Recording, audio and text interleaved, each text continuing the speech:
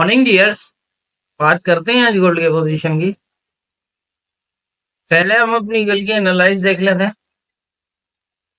कल हमने जब गोल्ड को एनालाइज किया तब 202008 के आसपास था। और मैंने ये कहा था कि काफी हद तक चांसेस होंगे कि इस एरिया तक मार्केट आए 2005 से लेकर 2001। अगर तो ये एरिया ब्रेक ना हुआ तो इस एरिया को ब्रेक कर देगा। यहाँ पर आप देखें, फर्स्ट में इसने अपसाइड ब्रेक किया इसको, और उसके बाद जो है यहाँ पर फर्स्ट में इसने अपसाइड ब्रेक किया, उसके बाद दोबारा ट्राई किए नीचे की, और नीचे ये 2005 तक नहीं आया। 2006 के तकरीबन आसपास आने के बाद जो है वो यहाँ से दोबारा बुलिश हुआ। वही था कि ये एरिया अगर ब्रेक ना हुआ तो ये इसको ब्रेक करके इसके आसपास जाने के चांसेस होंगे, जो मैंने बताया था। और अपसाइड मैंने ये कहा था कि 2022 से लेकर 2024 का एरिया जो है वो आप इस एरिया से बाय में आपने निकल जाना है। तो आप देख सकते हैं एक अच्छी यहाँ से मूव हुई, और वही जो कंफर्मेशन के बेस पे होती है हमारी M15 में आके हम देखते हैं उसको किस तरह यहाँ पर मार्केट ने मूव किया। ये देखिए यहाँ पर पूरा जोन अपसाइड ब्रेक की लॉस हुआ। जैसा ये जो इस तरह की मूवमेंट होती है, अगर अगर जोन का अपसाइड मतलब रेजिस्टेंट जोन का अपसाइड जब तक ब्रेक ना हो तब तक 50-50 की कहानी होती है। नीचे का जो लेवल है अगर ब्रेक क्लोज हो जाए तो ये हम कह सकते हैं कि दोबारा मार्केट यहाँ तक आएगी, लेकिन ये कंफर्म नहीं है फिलहाल कि ये ब्रेक होगा कि नहीं होगा। वो ये तब जब इसने ब्रेक क्लोज किया नीचे आया। अब ऐसी पोजीशन में हम ये देखेंगे कि ये एरिया ब्रेक ना हो। अगर ये एरिया ब्रेक ना हुआ तो ये अपसाइड को ब्रेक बड़ी आसानी से करेगा, क्योंकि शेडो लगा हुआ है। क्लोज भी M15 में एक लेवल के ऊपर दिया हुआ है, लेकिन जोन के ऊपर क्लोज नहीं था। तो इसलिए हमें इस एरिया में फिर दोबारा इसको वेट करना चाहिए। जो देखिए आप, अब इसमें अगर यहाँ से इसको सेल होना होता, हो सकता है, लेकिन ये सेल तब होता जब इस एरिया को ब्रेक करता ये, और ब्रेक करने के बाद दोबारा आप जाता तो कंफर्म था कि यहाँ से इसके आसपास जरूर आता ये, यहाँ से फिर हम सेल में बैठ सकते थे। इस तरह से मैंने M15 की बहुत सी जो है वो कंफर्मेशन आपको पहले भी दिखाई है। यहाँ आप देखें, फर्स्ट इसने ब्रेक क्लोज किया, नीचे आया, ये लेवल टच नहीं किया, दोबारा इसने ट्राई की, जोन अपसाइड ब्रेक क्लोज हो गया। मतलब जोन पूरा जो है वो M15 में अपसाइड ब्रेक क्लोज हो गया। तो इट मीन्स के यहाँ पर अब 90% चांसेस हैं कि यहाँ से बुलिश होगा नीचे से। अच्छा, नीचे से ये नीचे क्यों आएगा? देखिए ना, अगर इसको स्टे करना होता तो एक क्लोज लगा, दूसरा जो है वो इसने नीचे लगा दिया। यहाँ ये कंफर्म हो गया कि ये नीचे आ जाएगा यहाँ तक। तो अब इसी पोजीशन में आप इसको वेट करें यहाँ पर आने का। अब देखें यहाँ पर आप सिचुएशन काफी क्लियर थी। एक जो है वो ये क्लोज लगा, दूसरा ये काफी जो है वो आ, छोटा क्लोज, उसके बाद बुलिश बुलिश क्लोज लगा। तो बुलिश क्लोज के बाद तो 2011 से भी अगर आप बाय करते हैं, एक मिसाल दे रहा हूँ, मतलब आपको कंफर्मेशन के बेस पे, दो यहाँ से ये क्लोज लगा, उसके बाद भी ये नीचे आया है, तो आप जितना नीचे मिलता है 9 से अगर हम बाय करते हैं, मीन्स तो 9 से बाय करते हैं तो यह हमारी एसेट जो है वो 2000 ही लगेगी, या 2001 भी, बहरहाल 2000 लगानी चाहिए, ज्यादा सेफ। 2000 की अगर एसेट लगती है, लेकिन ये है कि ये भी आप ले सकते हैं 2004 की, क्योंकि ये 2 बार ट्राई कर चुका है, नहीं ब्रेक कर रहा। तो यहाँ पर एक छोटी एसेट आपकी लग सकती है, जो 44 का लगा लें, 2004 का, तो भी आपकी 50-50 एसएल है अगर यहाँ से आपकी एंट्री है। अब 9 से आपकी फर्स्ट टीपी मैंने आपको बताया था 22, तो आप देखें कितनी मूव हुई है और कितने पिप्स बनते हैं। ये इस तरह से कंफर्मेशंस हमारे लेवल्स पर होती है। मैं बार बार जो बता, अब डेली बेसिस पे कोशिश कर रहा हूँ कि मैं हर एनालाइज के अंदर जो है वो आपको M15 के मूवमेंट किस तरह होती है और हमें कंफर्मेशन किस तरह देखनी है, वो मैं बताता आ रहा हूँ।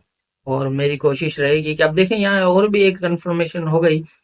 अब H4 को हम लगा के देखें, जब इस पूरे जोन से ऊपर H4 लग गया तो हमारे लिए ये एक और कंफर्मेशन हो चुकी थी। ये क्लोज देखें आप, इस H4 का जो क्लोज लगा है ये 2015 से ऊपर लगा और उसके बाद आप देखेंगे यहीं से सीधा सीधा चला गया। कितनी कंफर्मेशन हैं यहाँ पर। अब देखें ना, H4 लगा तो H4 तो फिर तो अपना ही पावर हो गया इसका। पहले तो चलो M15 तक की कहानी थी, H4 लगा तो यहाँ से आपकी एक दूसरी एंट्री बन सकती। 2015 से आपका बाय और आपका एसएल इसके नीचे 2012 3050 सिर्फ एसएल। टीपी आपकी 2022 की पहली, मतलब यही है 2022 से 24 है, लेकिन आपने जाहिर है नीचे से ही निकलना है। तो भी आप देखेंगे 70 के करीब वो ऊपर वाली ट्रेड। तो ये चीजें जो हैं वो हमारे लेवल्स के ऊपर काम करती हैं और इसी तरह से जो है वो हमारे लेवल्स कंफर्मेशंस मार्केट की मूवमेंट क्या हमें देखना होता है, किस तरह M15 काम करता है, इसी तरह से जो है वो हमें मार्केट को फॉलो करना है। तो ये थी हमारी कल की एनालाइज और मार्केट की मूवमेंट। अब देख लेते हैं आज के इम्पोर्टेंट एरियाज क्या होंगे। आज के जो इम्पोर्टेंट एरियाज हैं उसके हवाले से अगर मैं बात करूं तो सबसे पहले तो ये देखें कि आज वीकली क्लोज है और वीकली क्लोज के लिए मैं हमेशा पहले भी बताता रहा हूँ कि वीकली क्लोज के ऊपर जो है वो अनएक्सपेक्टेड मूव्स लग सकती हैं, इसलिए आप कंफर्मेशन जरूर देख के ट्रेड करिएगा। कहीं भी ऐसा ना हो कि आप हम जो है वो यहाँ पर अटक जाए। कंफर्मेशन देखना बहुत जरूरी है। अब ये देखना ये है कि 2028 को फिलहाल तो ये टेस्ट नहीं कर पाया है और अभी भी अगर ये यहाँ पर 2021 का एक एरिया था, इस पे भी नीचे तकरीबन ये 2020 तक आ चुका है। अब या तो ये अब सेंट्रल एरिया है, या तो ये आ जाए ये नीचे। अगर ये यहाँ से नीचे आ जाता है तो फिर शायद ये एक अच्छी पोजीशन बन सकती है यहाँ से इस तरह। और ये अगर यहाँ से सीधा नीचे आ जाता है तो मेरा ख्याल है कि ये पोजीशन बन सकती है। लेकिन कंफर्मेशन जरूर देखिएगा, अप और डाउन दोनों ब्रेक है ये। मतलब यहाँ देखिए अप और डाउन दोनों है और इसको अगर इसने H4 में ब्रेक भी किया है तो पहले ब्रेक करके सेल क्लोज किया, उसके बाद बुलिश क्लोज किया। तो यहाँ पर भी ये ज्यादा इतना मतलब वो नहीं है स्ट्रॉन्ग के यहाँ पर जो है वो स्टे कर सके। लेकिन यहाँ से अगर ये सीधे आ गया तो शायद कर जाए इस एरिया पे। लेकिन देखना ये कि अगर इस एरिया को ब्रेक क्लोज कर देता है 2013 से नीचे अगर कोई क्लोज लग जाता है तो फिर बहुत ज्यादा चांसेस होंगे ये। इस एरिया से नीचे आपने सेल नहीं करना है, इस एरिया से ऊपर आपने बाय नहीं करना है। इसके बीच में इस तरह की जो भी मूव्स मिलती हैं, जिस तरह की लेवल के ऊपर कंफर्मेशन मिलती हैं, आप देख सकते हैं। आप साइड अगर ये गया तो 2030 से ऊपर अगर ये क्लोज कर गया कोई, मतलब इसके 2032 के ऊपर अगर कोई क्लोज कर गया तो फिर ये पूरा ही यहाँ पर ये फिर 22 पे आ जाएगा या 21 पे आ जाएगा, फिर दोबारा अप साइड चला जाएगा। इस तरह करके इसका क्लोज वीकली यही लग जाएगा। और अगर ये इसको ब्रेक ना कर पाया अपसाइड, शेडो ब्रेक भी ना हुआ और यहाँ से अगर ये रिजेक्ट होता है और 2028 से ऊपर कोई बड़े टाइम फ्रेम का क्लोज ना लगा पाया तो फिर यहाँ से ये दोबारा इस तरह से नीचे भी आ सकता है। इस तरह होगा ये, मतलब इस एरिया पे आपने दोनों कंफर्मेशन देखनी है। और अगर ये यहाँ से नीचे आता है और इसको ब्रेक नहीं करता, प्रॉपर टेस्टेड रहता है इस तरह जिस तरह ये है, तो फिर शायद ये दोबारा इस एरिया को भी ब्रेक कर दे। लेकिन आपने इस एरिया को ब्रेक की कंफर्मेशन देखनी जरूर है, क्योंकि यहाँ से ऊपर ये नहीं है। इससे ऊपर ज्यादा मैं तो ये कहता हूँ कि शायद मुझे नहीं लगता कि कोई ज्यादा बड़ी यहाँ से अपसाइड जो है वो बाइंग मूव लग सकती है। अगर ये ब्रेक भी करता है तो थोड़ा बहुत अब जाएगा 37 36 37 या 40 तक भी चला जाए और फिर दोबारा ये वापस नीचे की आ जाएगा।